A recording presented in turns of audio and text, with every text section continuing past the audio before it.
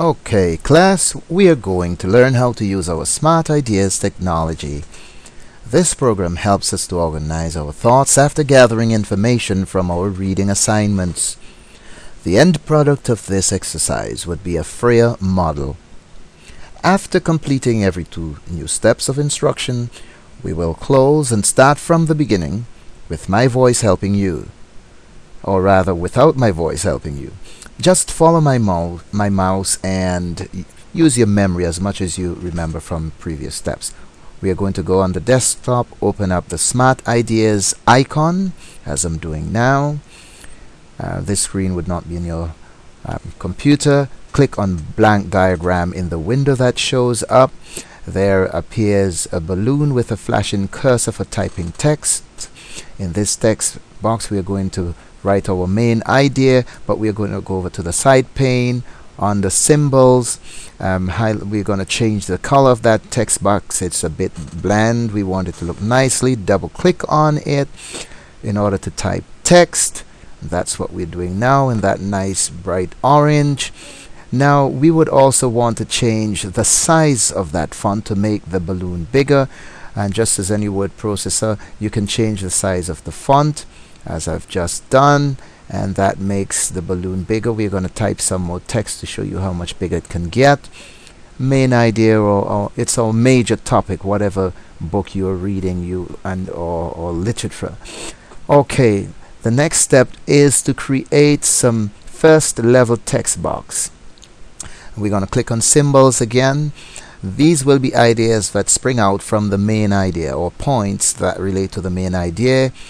Click on a different style box, a different color, drag it to about 2 or 3 centimeters away from the main idea. In this exercise, we are only using 2 of them.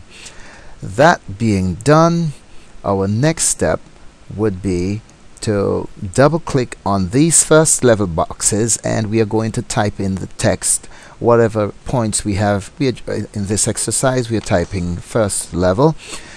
What you do in one, you're going to do in the other. Double click on the box and begin to type your text.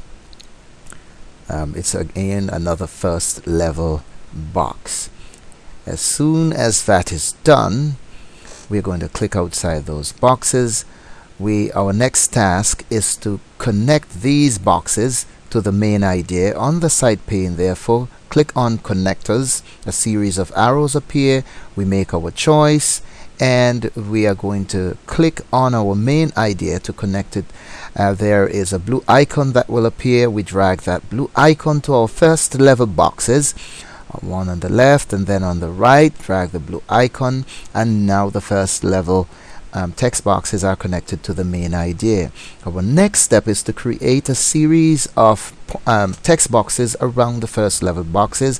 Again, on the symbols, you're going to click on one of these shapes. We are going to change the shape. It's a different level we are at. We're going to change the color as well. So we are color coding, shape coding. Click and drag to about another 2 to 3 centimeters, or say 3 or 4 centimeters away from the first level boxes. We use hexagons here. We drag them over to the left and also to the one that is on the right. Remember, we are just clicking on them and dragging over. There you go. And that's our second level. We put a third. We are just using, as I said, 3 points for this exercise. The next task is to connect these second level text boxes to our first level ideas. Click on connectors again. The arrows appear. We change the style of our arrows.